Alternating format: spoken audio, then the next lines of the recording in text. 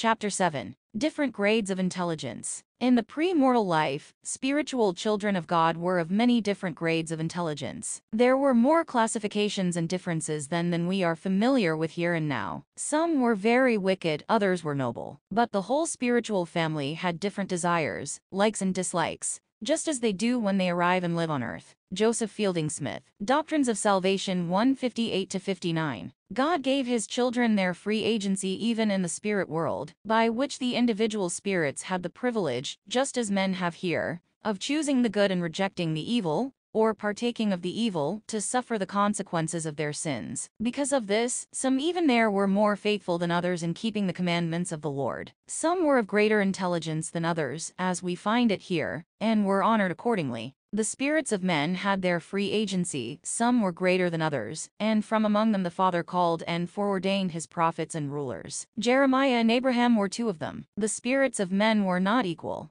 They may have had an equal start, and we know they were all innocent in the beginning, but the right of free agency which was given to them enabled some to outstrip others, and thus through the eons of immortal existence, to become more intelligent, more faithful, for they were free to act for themselves, to think for themselves, to receive the truth or rebel against it. Joseph Smith. TPJS, page 354. The first principles of man are self-existent with God. God himself, finding he was in the midst of spirits and glory, because he was more intelligent, saw proper to institute laws whereby the rest could have a privilege to advance like himself. The relationship we have with God places us in a situation to advance in knowledge. He has power to institute laws to instruct the weaker intelligences, that they may be exalted with himself, so that they might have one glory upon another, and all that knowledge, power, glory, and intelligence, which is requisite in order to save them in the world of spirits. Brigham Young, J.D. 4 268-269. Can any man tell the variety of the spirits there are? No, he cannot even tell the variety that there is in the portion of his dominions, in which God has placed us, on this earth upon which we live, for we can see an endless variety on this little spot, which is nothing but a garden spot in comparison to the rest of the kingdoms of our God. Again, you may observe the people, and you will see an endless variety of disposition, and an endless variety of physiognomy. Bring the millions of faces before you, and where can you find two faces precisely alike in every point? Where can you find two human beings precisely alike in the organization of their bodies with the spirits? Where can you point out two precisely alike in every particular in their temperaments and dispositions? Where can you find two who are so operated upon precisely alike by a superior power that their lives, their actions, their feelings, and all pertaining to human life are alike?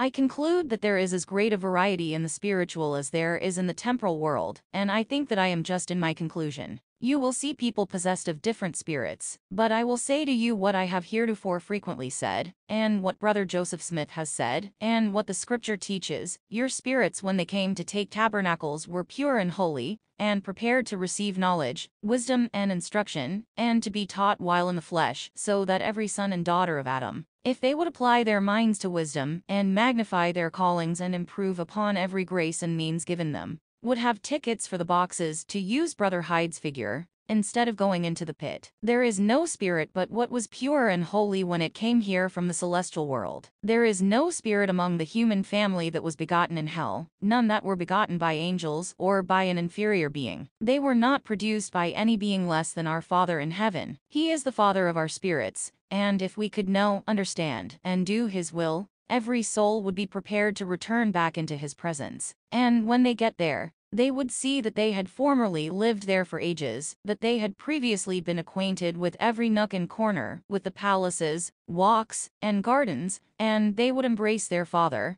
and he would embrace them and say, "My son, my daughter, I have you again," and the child would say, "Oh, my father, I am here again." These are the facts in the case, and there are none ticketed for the pit, unless they fill up that ticket themselves through their own misconduct. Are all spirits endowed alike? No, not by any means. Will all be equal in the celestial kingdom? By no means. Some spirits are more noble than others, some are capable of receiving more than others. There is the same variety in the spirit world that you behold here, yet they are of the same parentage, of one Father, one God, to say nothing of who he is. They are all of one parentage, though there is a difference in their capacities and nobility, and each one will be called to fill the station for which he is organized, and which he can fill. Parley P. Pratt, J.D. 1 257-260. In the first place, if all men were created alike, if all had the same degree of intelligence and purity of disposition, all would be equal. But, notwithstanding the declaration of American sages, and of the fathers of our country, to the contrary, it is a fact that all beings are not equal in their intellectual capacity, in their dispositions, and in the gifts and callings of God. It is a fact that some beings are more intelligent than others, and some are endowed with abilities or gifts which others do not possess. In organizing and peopling the worlds, it was found necessary to place among the inhabitants some superior intelligences,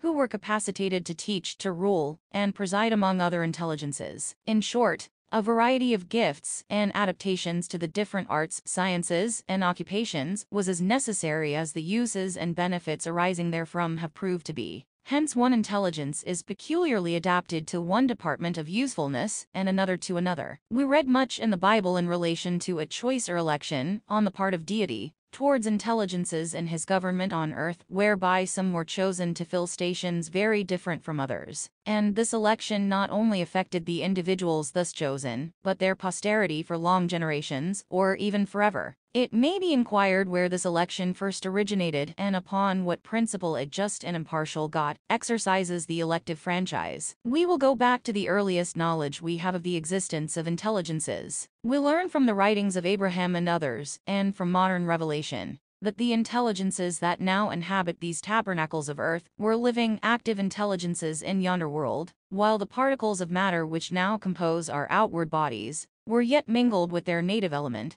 that then our embodied spirits lived, moved, conversed, and exercised an agency. All intelligences which exist possess a degree of independence in their own sphere. For instance, the bee can go at will in search of honey, or remain in the hive. It can visit one flower or another, as independent in its own sphere as God is in his. We find a degree of independence in everything which possesses any degree of intelligence, that thinks, moves, or acts, because the very principle of voluntary action implies an independent will to direct such action. Among the intelligences which existed in the beginning, some were more intelligent than others, or, in other words, more noble. And God said to Abraham, "These I will make my rulers." God said unto Abraham, "Thou art one of them. Thou wast chosen before thou wast born." Noble. Does he use the word noble? Yes, the word noble, or that which signified it, was used in conversation between God and Abraham, and applied to superior intelligences on earth, and which had pre-existed in the heavens. I am aware that the term is greatly abused, in Europe and elsewhere, being applied to those titled, and to those who inherit certain titles and estates, whether they are wise men or fools, virtuous or vicious. A man may even be an idiot,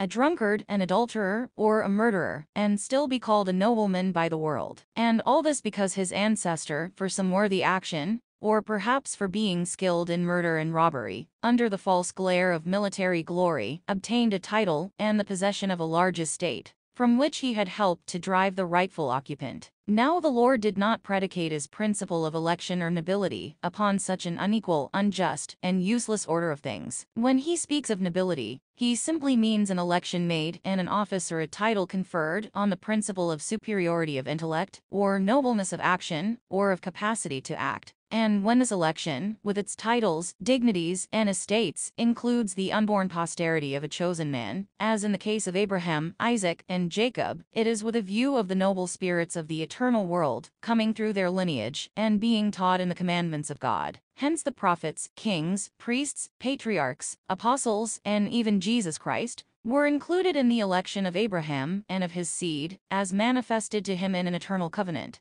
Although some eternal intelligences may be superior to others, and although some are more noble, and consequently are elected to fill certain useful and necessary offices for the good of others, yet the greater and the less may both be innocent, and both be justified, and be useful, each in their own capacity. If each magnify their own calling, and act in their own capacity, it is all right. It may be inquired why God made one unequal to another, or inferior in intellect or capacity, to which I reply that he did not create their intelligence at all. It never was created, being an inherent attribute of the eternal element called spirit, which element composes each individual spirit, and which element exists in an infinitude of degrees in the scale of intellect, in all the varieties manifested in the eternal God, and thence to the lowest agent, which acts by its own will. It is a fixed law of nature that the higher intelligence presides over, or has more or less influence over, or control of, that which is less. The Lord, in surveying the eternal intelligences which stood before him, found some more noble or intellectual than others, who were equally innocent. This being so, he exercised the elective franchise upon wise principles, and, like a good and kind father among his children, he chose those for rulers who were most capable of benefiting the residue. Among these was our noble ancestor Abraham. If we were like the people before the flood, full of violence and oppression, or if we, like the Sodomites or Canaanites, were full of all manner of lawless abominations, holding promiscuous intercourse with the other sex, and stooping to a level with the brute creation, and predisposing our children, by every means in our power, to be fully given to strange and unnatural lusts, appetites, and passions, would it not be a mercy to cut us off, root and branch, and thus put an end to our increase upon the earth? You will all say it would. The spirits in heaven would thank God for preventing them from being born into the world under such circumstances. Would not the spirits in heaven rejoice in the covenant and blessings of Abraham, Isaac, and Jacob in relation to the multiplying of their seed, and in every additional wife which God gave to them as a means of multiplying? Yes, they would, for they could say, now there is an opportunity for us to take bodies in the lineage of a noble race, and to be educated in the true science of life, and in the commandments of God. Oh, what an unspeakable contrast between being a child of Sodom and a child of Abraham. Now, Abraham, by his former superiority of intelligence and nobility,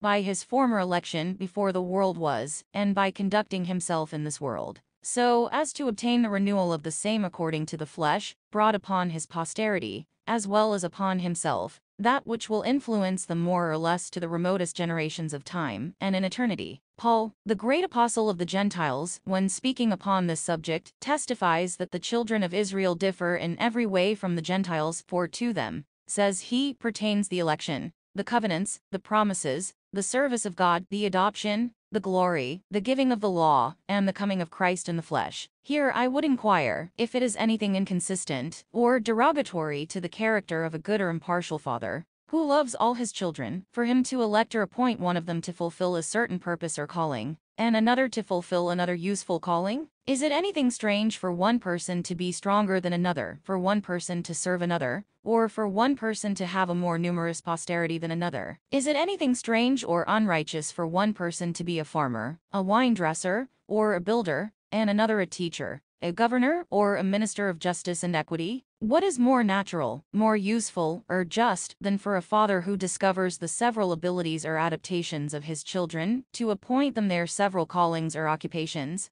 God did not say that Jacob should be saved in the kingdom of God, and Esau be doomed to eternal hell, without any regard to their deeds, but he simply said that two distinct nations, widely differing, should spring from them, and one should be stronger than the other, and the elder should serve the younger. If one nation is stronger than the other, it can assist to defend the other. If the one nation serves the other, it will have a claim on a just remuneration for services rendered. If one inherits a blessing or priesthood, through which all nations shall be blessed, surely the nation which is composed of his brother's children will have an early claim on salvation through this ministry. I should esteem it a great privilege if, while I was serving my brother, and we were both partaking of the fruits of my labors, he should be elected to a priesthood, through the ministry of which myself and all my posterity, as well as his own, might be taught, exalted, and eternally saved. By our mutual labors, then, we could be mutually benefited in time and in eternity.